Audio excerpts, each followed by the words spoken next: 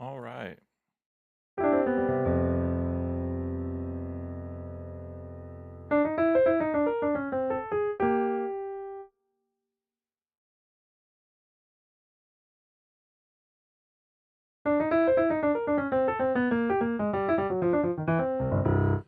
All right, good morning, everyone. Happy Saturday. Definitely want to give a shout out to my YouTube members, something that I've been wanting to do for a long time. I just want to say thank you to Brad, who signed up last night. So now we have a total of 5 people, and you can see in the thumbnail that anytime somebody joins this, when I do these kind of streams, I'm going to put everybody's name who is able to do that.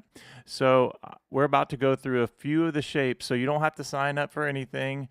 You being here and supporting the channel is really awesome. But I do have some new ways you can support. Of course, you can get courses at iMusicAcademy.com. I have a bunch of really nice blues and jazz resources, as well as I do have 2 academies. I have an all-access academy that has probably about 20 members, and then we have a Chord Academy, which has probably about 10 new members, but we have a total, anyone who's in all access gets access to everything, including that. So, but here's the thing. This YouTube community that I'm starting is just a way that you can support the channel. Just hit join and just look at the tiers that are available. And right now I'm giving away all kinds of content, which I'm going to continue to do inside the membership area, which is actually pretty fantastic. Once you join, you can get this loyalty badges, and you can get, whenever I do these posts, I've been doing sheet music and videos, and I even put this course right here, Get Into Blues Shapes Volume 1. All I ask that you do is, if you do decide to join us, and again, we have 5 faithful members, I just ask that you just not join and then quit. Really think it through and say, do I want to support the channel? And I also support channels myself, so I understand the commitment that you need in order to support other people.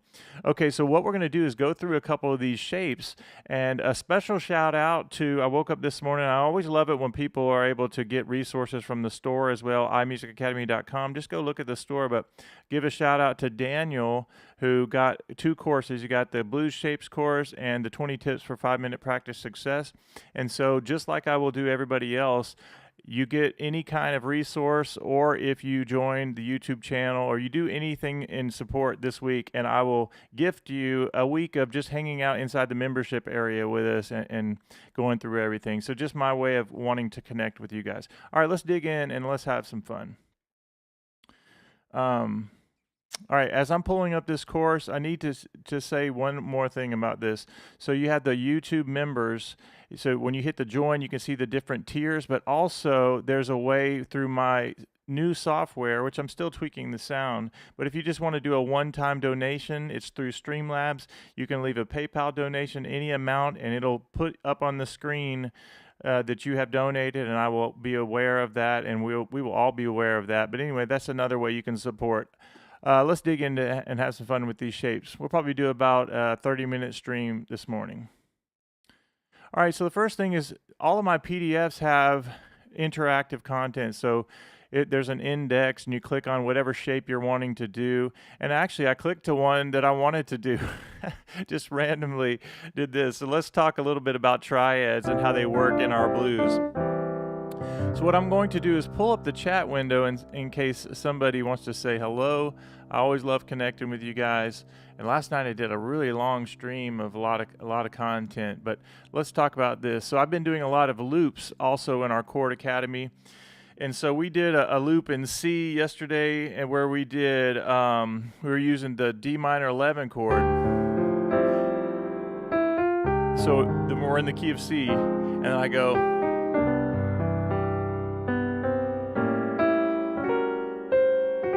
So it has some really nice chords there, but one of the things, actually that's not the loop I was going to mention. Another loop I did last night had a bunch of, let me see if I remember.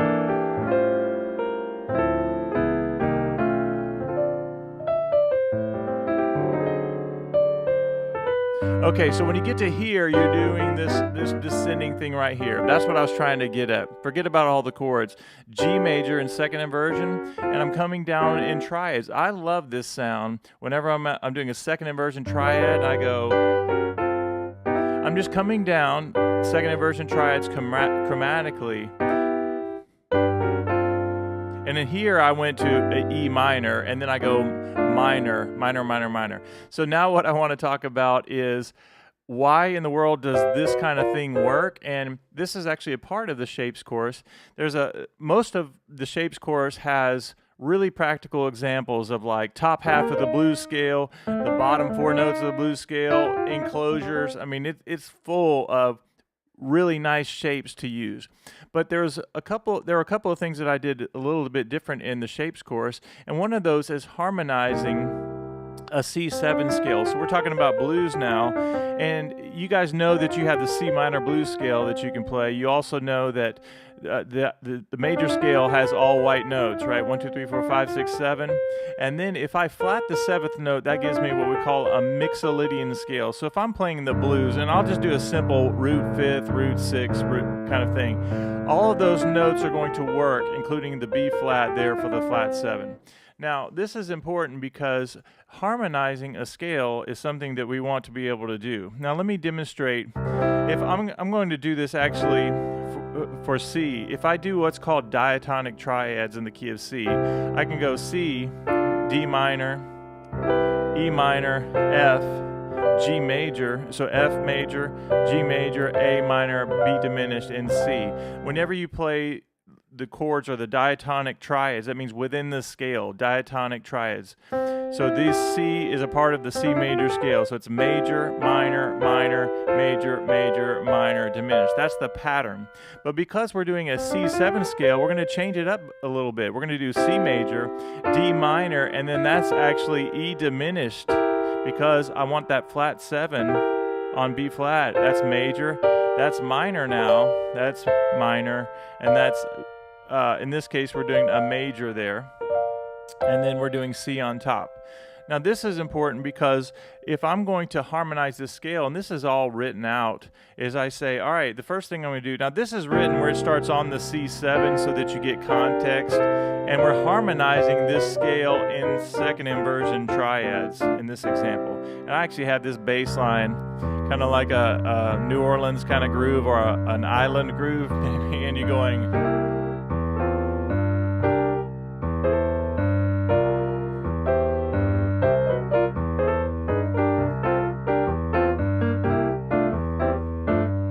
Okay, so the thing is not to play the groove now. The thing, you can play any kind of bass line with this, but I want you to understand how to harmonize this with second inversion triads. What I like to do is to start off with the C in second inversion, and then D minor, I go up to D minor in second inversion. Now just these two right here is a really nice pattern. And if I go up one more, now I'm doing a C7 chord, and it doesn't have the root in it, but now I have these. I'll go back and forth with that. If I go up to the F chord in second inversion, that's really nice, right? And I'll go back down. Now, even though I'm doing this kind of quickly, I'm not suggesting that everybody's just supposed to do it this fast. What I love to do is called sitting on a voicing. I'm going to give you an exercise that if you're a beginner or even an intermediate player, I think you'll find this really helpful. And the idea is this. You're going to take the C chord in second inversion and go up to the D minor in second inversion. Now I'm going to go back down. I'm here at C in second inversion. Now I'm going to go D minor in first inversion and then C again. Last night and over this past week, I've showed you guys that you can take a really fun thing to do is to take your C in second inversion and then do D minor. So you do the 1 of the scale, the 2 minor, and then you do 1 major, 2 minor.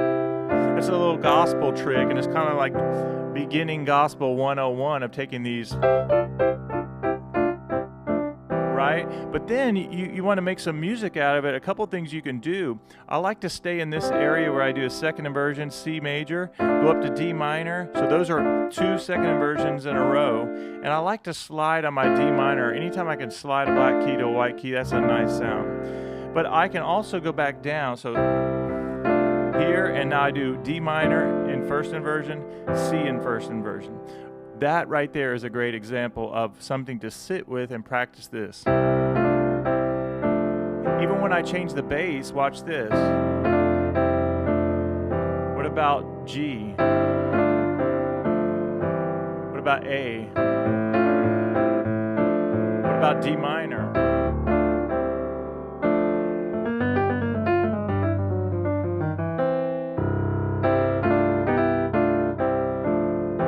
Even when I go to F,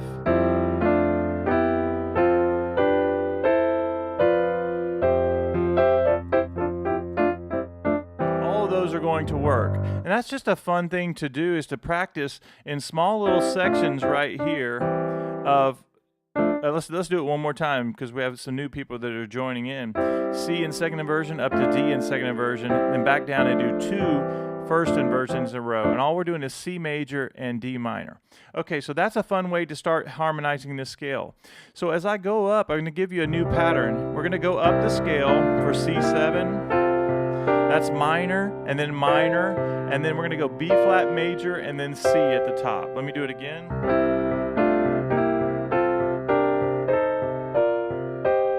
Actually, I did that wrong. Let's do it again. Minor, minor, major, B flat major, and C. Okay, now I'm going to go back here and look at the example just to make sure I'm playing it right. But the way it's written out is like this: 1 and 2 and 3 and 4, and then G minor, A minor, B flat major. Okay, now here's the next part, is this. We're coming down chromatically down 3 major chords in a row, and then I do 3 minor chords starting at A minor, A flat minor, and G minor. Part of why I'm teaching you guys this particular pattern is because I love the sound of coming down that little pattern right there. C major, so I go down 3 chords chromatically, and then I do minor, same thing, and then it goes to a major, minor. There's a C7. Now, this is doing so much for our fingers, also for our ear, as we're doing some ear training here. If I go to the F chord, I can do the same exact pattern where I go F, E, E flat, now I go D minor, so 3 minor triads in a row, major, minor, and then I go F7, and then I end with the second inversion F triad, F to G minor. So in F, my 2 triads would be F and G minor. Even that's great ear training. When I go to G, same exact pattern, 3 major triads in a row, and then we have minor triads, and then we have the major. There's your G7, and there's your minor, and there's your major. Okay, so let's go back to C, just so we don't get overwhelmed with this. Sitting on this voicing would be this, or sitting on this pattern, I want you to go C major in second version, to D minor in second inversion, and go back down and give me 2 majors in a row, first inversion. Sorry, D minor in first inversion, and C in first inversion. Yeah, it was a late night last night, and I did an hour-long stream of all kinds of different styles and loops, so maybe you guys will check that out later. Okay, now this is all in the Shapes course. One of my favorite courses that I've done, because I think it's really full of practical things, and I will go through several of these, so you don't have to get anything, and I'm going to show you several things. So that's one. Let's put in the example. If you're doing our trio voicings, you could do 3 flat 7 9 to F13, which is flat 7 3 13. Those are 3 easy chords to do: C to F to G13, F13, and C. So you could do these kinds of examples with the trio voicings, and we have all kinds of backing tracks. But let's just do root 5th and root 6 and quarter notes. So here's an example of a way you could practice.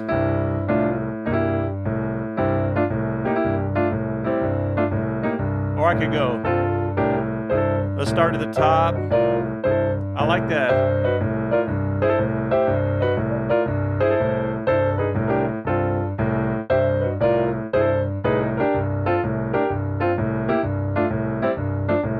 Now that way I went all the way down. I did the chromatics first, ba-da-da-da, to A minor. Then I went 3 minors in a row, and then I got to the 4 major, which sounds really nice. And and I went F up to G minor, and then I ended by going C7, D minor, and C, and then I went 2 first inversions in a row.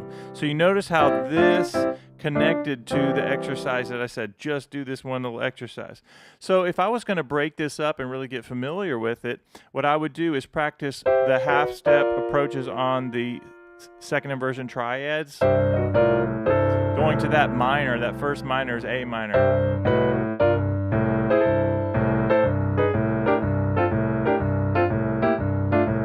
Again. That way I just said da, da, da, and I went to D minor, which is actually this, going up to the D minor, which was kind of nice. I went ba.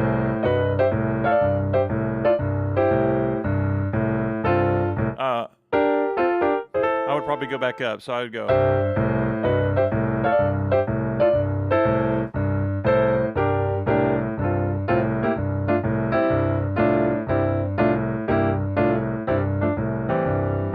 Let's do it one more time, and then we'll go to something different.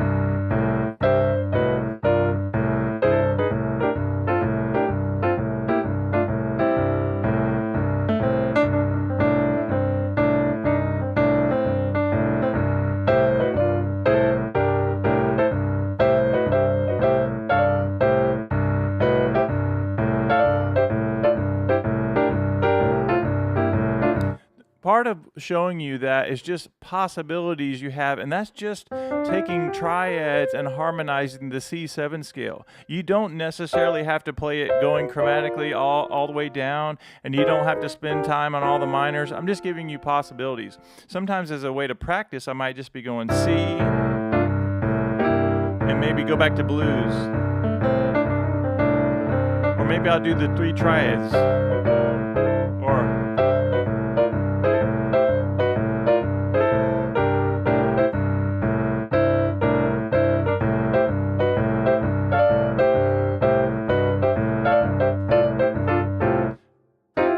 All right, so you get it. Let's move on to something else. Have fun with those triads. And I've actually even done workshops where you transpose that into all keys, which is a lot of fun. Okay, here's a lick from Blues Shapes course, is this idea of da-da-da-da. And notice how it fits under the hand. Part of what makes the Shapes course really nice is because almost everything fits right under the hand. And there's so many different ways you can do, you can learn how to transpose, but also have really nice material to play. Ba-da-da-da-da. That's just a triad. I can go da-da-da-da-da. And even on F, even on G. Another thing this makes this really nice is I can think about visualizing the C triad and I go.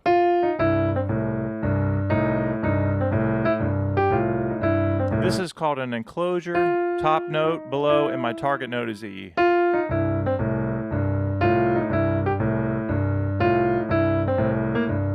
When I go to F, it's the same thing.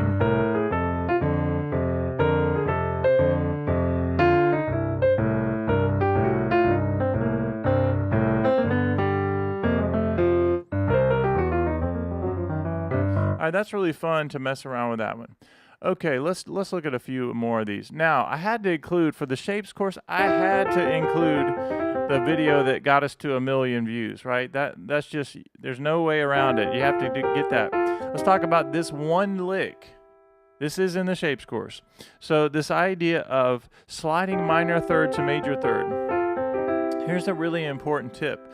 Is whenever you go to your minor third to major third ideas, whenever you go to that next chord like F, I can go minor third, major third of F, and it's going to sound great. Same thing on G. So just remember that as you're going through those licks, you can go to that particular chord and do those nice minor third to major third patterns. Now, what would sound horrible is if I played C blues, blues scale, and I go to F, and I do F blues scale. See how bad that sounds? And the same thing on G. But what you can do over the whole thing is no matter what chord I go to, I can play C blues all the way through. So I can go again. When I go to F, same thing, scale.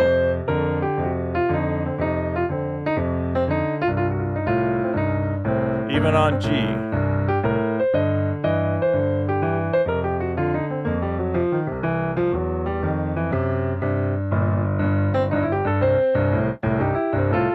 here's my blues example 1. Now watch for F. How about blues scale?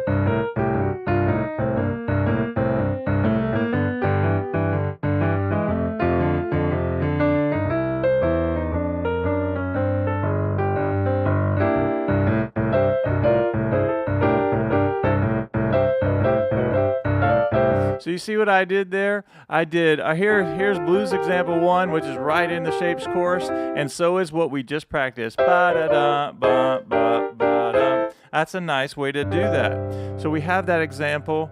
Also in the shapes course, you come down half steps, C triad, B flat, and I went to A minor, and then I went A minor to G minor, and I went ba-da-da.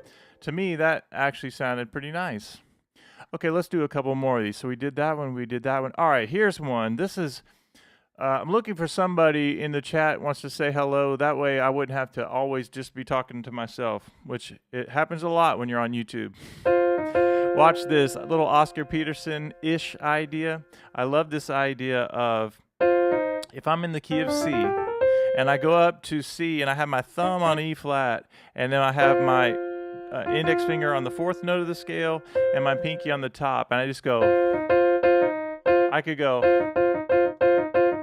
and then 2 and then 3 and then 4, or I could go, and this one ends with a minor triad. Da da da da da da. Listen to this sound.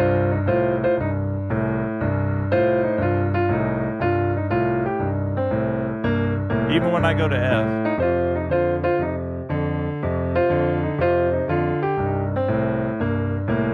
Do that again.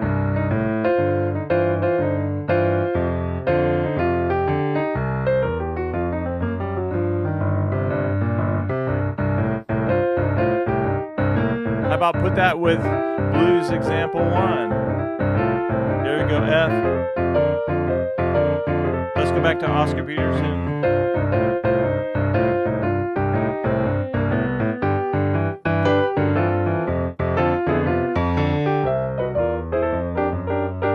So that time I went, for G I went,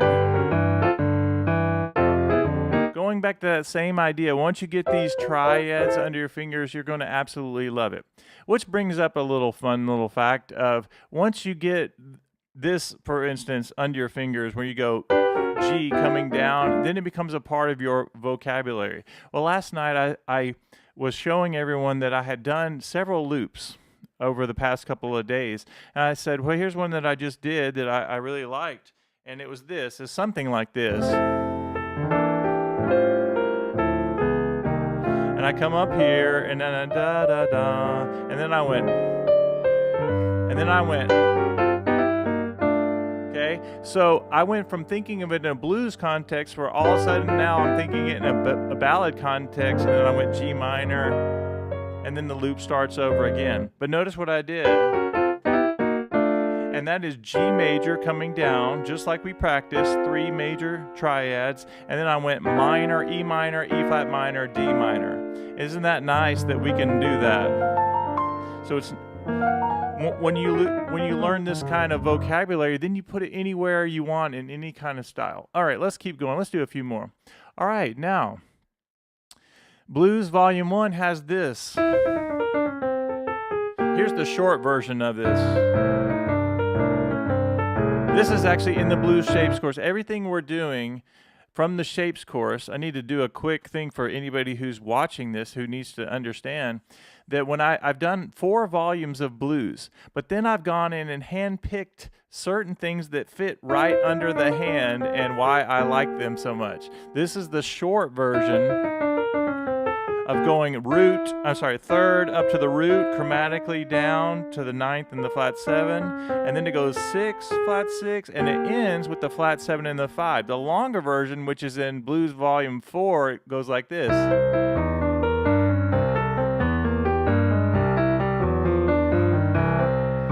Yeah, it's like, okay, that's the longer way to do it, but I love how it goes 3, 5, 3 root down 9.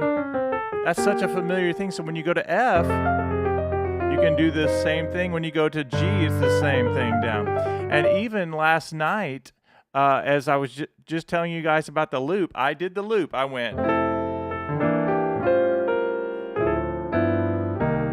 Then I did this thing, da da da, and then one time I went, instead of doing this, I did this, then I went minor.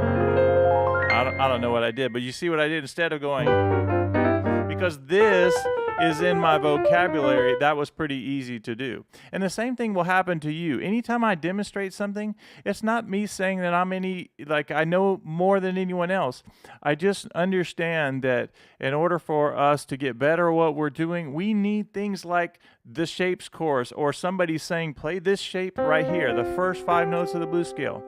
So for my beginners out there, you need to know this. I just released a course called Beginning Blues Piano with Shape 1. The whole course is 71 minutes long, and it deals with this first 5 notes of the blues scale. First 5 notes, that's the shape. And you can go, we talk about automatic pilot, building up some coordination, but then you say this, same 5 notes, right? Or this.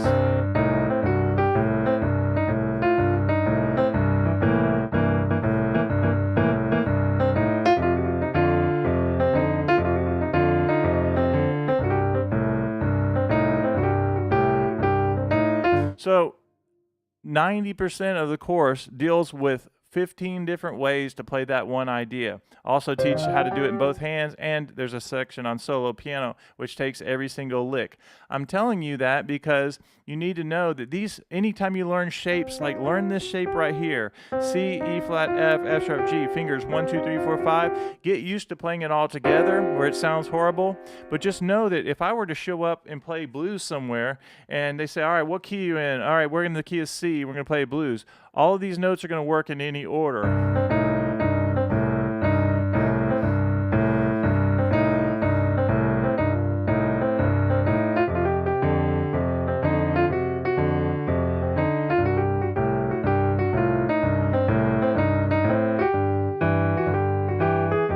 I cheated a little bit. So then right here, and I get back to the top. All right, now let's keep moving. I want to show you guys a few more. Whenever somebody gets one of my courses, not only do I absolutely love it, but I love being reminded why I like it so much. Something's happening with this really quickly. I have to show you guys a few more of these. I think you're going to love them. All right, the first thing is, at the bottom, I love the C6 lick. Now, notice that there's a minor third to major third right here. It's C6, and I want to say the first lick that I heard that really made me think of this lick was, I believe it was Red Garland. I can't remember the name of the song, but it's this. I mean, it's just a slow blues. When I go to the F, I can do the same exact thing. It's the same motion on C, even on G.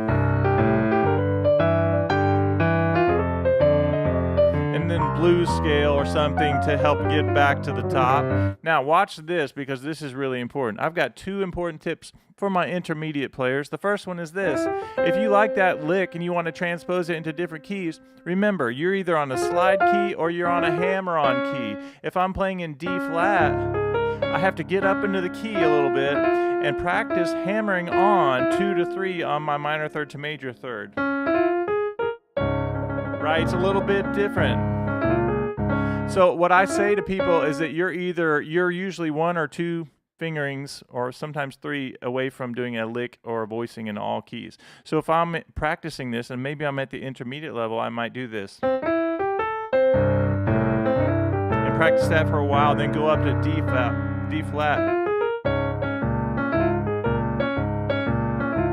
which is a hammer-on key. D major is a hammer-on. E flat slide. E is a hammer-on. F slide. F sharp is a hammer-on. G slide. So you get it.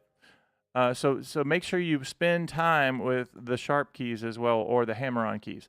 Okay, now this I love this idea right here. I'm going to give you a quick shortcut on this.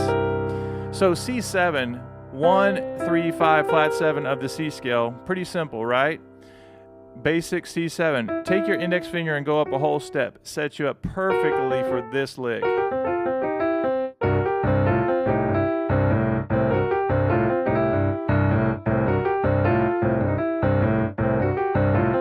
When I go to F, same thing. I visualize the F triad, go up a whole step.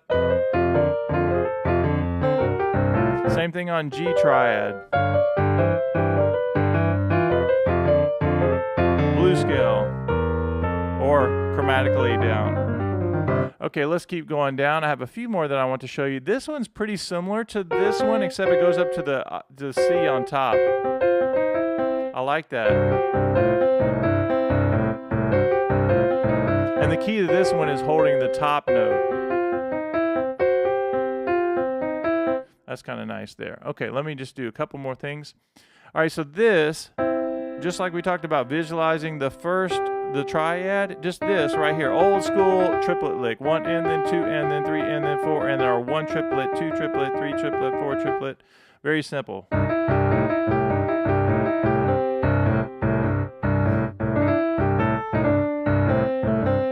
What I love about not this course, but the 20 tips for 5-minute practice success, it does these Ray Charles kinds of things, as well as what do you do when you only have 5 minutes to practice, and this idea of all different kinds of styles to get you practicing. I have everything from like walking bass to Ray Charles things, and some really cool trio ideas as well. All right, now we're almost done. I could show you that one. That one's pretty easy. That's a nice little old school blues lick. There's this shape that fits under the hand. All right, now we're getting to some of my absolute favorite exercises. Now this is going to really work your fingers, but I want you to notice the pattern. I'm doing an octave, flat 7, 6, flat 6, and then I get into my blues shape 1, right? So I go.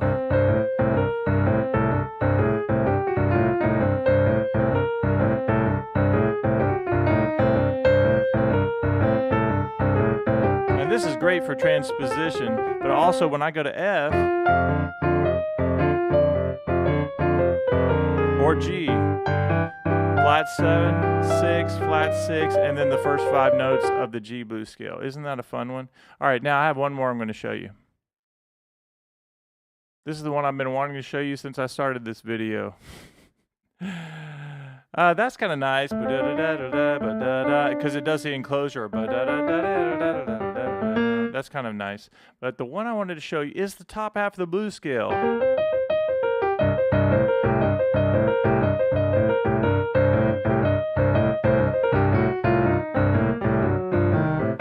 All right, now I'm going to show you this last one. I still haven't had one person on a Saturday morning join my little stream. Of course, I didn't advertise this or anything. I see a lot of people watching. But I'm going to show you the top half of this blues scale and why it's really important. Before I start to do that, just remember that this stream was about me celebrating 5 YouTube members. I know that there are gamers out there who have millions of YouTube membership people, but I have 5, and we just launched, and I'm very excited about it. So I gave you guys shout outs at the beginning, and just really thankful for you guys. I'm going to do it again. So remember that there's all kinds of exclusive content already in the membership area. You get a loyalty badge. You can either just, when you hit join down there, you can just look at the tiers. You say, I want to just support you, or I want to get a bunch of free content. So you decide the membership level. But I'm giving away my Shapes course inside the membership area. And all I ask that you do, and I say, please do this. If you do join, please don't join and then just quit. My hope is that you'll really want to join and be a part of what we're doing, and I'm really excited. I decided I was going to do it once we hit 16,000 subscribers, and so anyway, so I want to give a shout out to my 5 people again who are supporting the channel. So Brad signed up last night. Thank you, Brad. Thank you, Rick B, for signing up. Vicky, thank you. Mike, and Doug. You guys are awesome. So inside the membership area, I've already put PDFs, put the shapes course and other things. And so I'm really hoping to continue to do something really nice. And as you know, I'm always going live. I'm always providing content.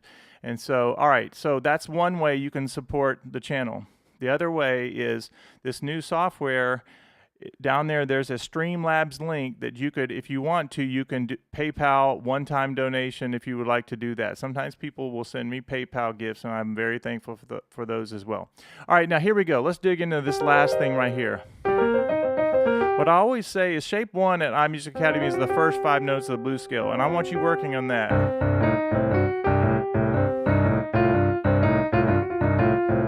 There's so many different ways to turn that around. But then the fingering for the blues scale is 1, 2, 3, 4, and then your thumb, after the F sharp, your thumb comes under and you go G, B flat, C. So you can go 1, 2, 3, and then 4 if you want to go up to the minor third.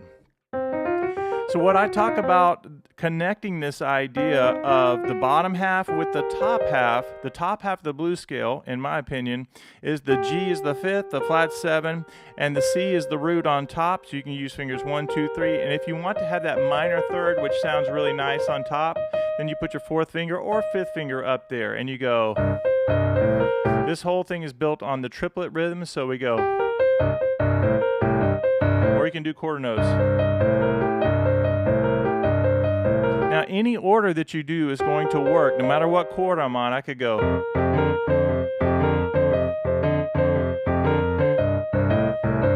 Even when I go to G. And then I do some kind of blues thing to get me back to the top. Okay, now, the last tip is this. You have this idea, and I want you to get that top of the blues scale. But the next thing is you have the bottom half and the top half. Whenever I'm going up and down the keyboard on like a C minor blues scale, is I think about my F sharp with my 4th finger is my connector note. So I visualize that F sharp to help me transition from the top half to the bottom half. And then we do it again, 3, 1, 4. So this 4th finger on the F sharp is a great place to get to with shape 1. My hand already gets in the shape, so it's hovering over every single note I need. And I would practice this. And maybe this. How about this? That's a good one.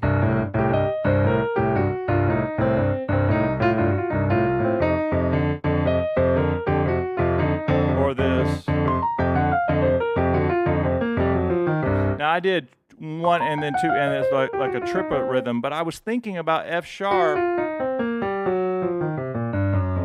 So that's just a fun little tip of using that F sharp as a way to connect that scale. 1, 2, 3, 4, 1, 2, and then if you're going to repeat it, do 1, 2, 3, 4, 1, 2, 3. On the way back down, I'm visualizing the F sharp. All right, guys, that's enough for today, or at least for this morning. And I hope you have enjoyed this. Go back and watch this and see all the different shapes that you can use to get into your vocabulary. And once you learn it, then make it your own. All right, guys, I will see you in the next video. Thank you again to everyone who is supporting the new venture on